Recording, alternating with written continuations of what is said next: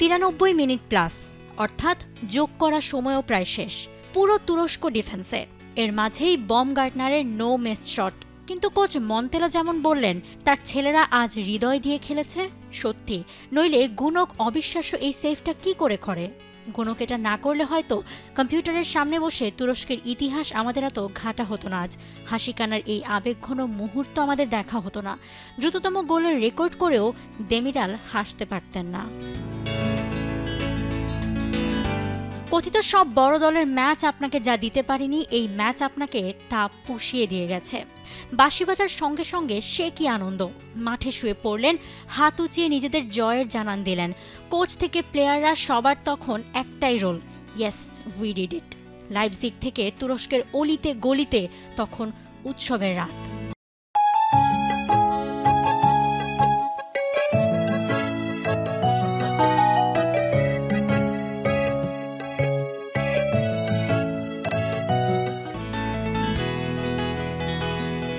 বছরের হিসেবে 16 বছর পর ইউরোর কোয়ার্টার ফাইনালে উঠল তুরস্ক। আগেরবার গ্রুপ পর্ব জিতেই খেলার সুযোগ হয়েছিল, এবার একই জায়গায় যেতে খেলতে হলো আরেকটা নকআউট। প্রতিপক্ষ অস্ট্রিয়া, যারা ফ্রান্সের মতো দলকে টেক্কা দিয়ে এসেছিল গ্রুপ চ্যাম্পিয়ন হয়ে। তাদের সঙ্গে নুয়ে পড়া তো দূর, টার্কিশরা শুরুটা করে রেকর্ড দিয়ে 57 সেকেন্ডে গোল। ইউরোর ইতিহাসের দ্বিতীয় দ্রুততম আর নকআউট ম্যাচের ফাস্টেস্ট গোল। দেমিরাল কি উপলক্ষই টেনে দিলেন। অস্ট্রিয়া তো দমে যাওয়ার পাত্র না, তারাও খেলছিল সম্পূর্ণ ধার নিয়েই। তবে প্রথমার্ধ গেল, এমনকি দ্বিতীয়ার্ধে খাওয়া হলো আরেক গোল, সেই দেমিরালই। এই শতাব্দীতে কোনো সেন্টার ব্যাকের নকআউট ম্যাচে এটাই প্রথম ব্রেস। যেই ডিফেন্ডারের তার ক্যারিয়ারের প্রথম 48 ইন্টারন্যাশনাল ম্যাচে গোল ছিল দুটো, সেই মেরি দেমিরাল ইউরোর নকআউটে দলকে কোয়ার্টার ফাইনালে ওঠানোর মঞ্চে ঘণ্টার ব্যবধানে করলেন জোড়া গোল। দেমিরাল হয়তো নিজেও বিশ্বাস করতে পারছিলেন না। 2 গোলে পিছিয়ে থাকা অস্ট্রিয়া তখন পুরো আহত বাঘের মতো ছুটেছে। 66 মিনিটে একটা ব্যবধান কমানো গোলও পেয়েছে, তবে আর হয়নি।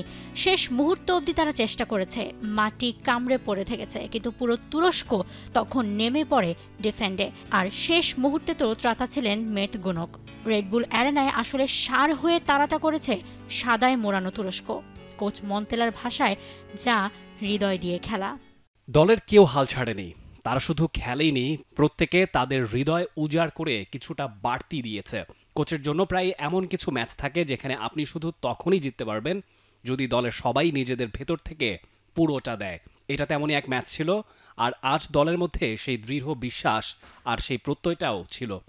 গেল মার্চে প্রীতি ম্যাচে এই অস্ট্রিয়ার কাছেই 6-1 গোলে উড়ে গিয়েছিল দল। সেই প্রতিশোধ নেওয়া, কোচের সেই দাগ মেটানো, সবটাই হয়েছে কোয়ার্টারে ওঠা, হয়েছে রেকর্ড, একটা স্বপ্ন পূরণ হয়েছে জীবনের উত্থান পতনের মতো একটা ফুটবল ম্যাচ। ডার্ক হর্স অস্ট্রিয়াকে বিদায় করে ওই তকমাটা নিজেদের করে নেওয়া হয়েছে। মৌসুমী মৌ, T Sports. For more updates, subscribe to our YouTube channel and click on the bell icon. Follow us on Facebook and Instagram.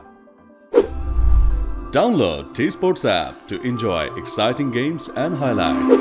Visit tsports.com.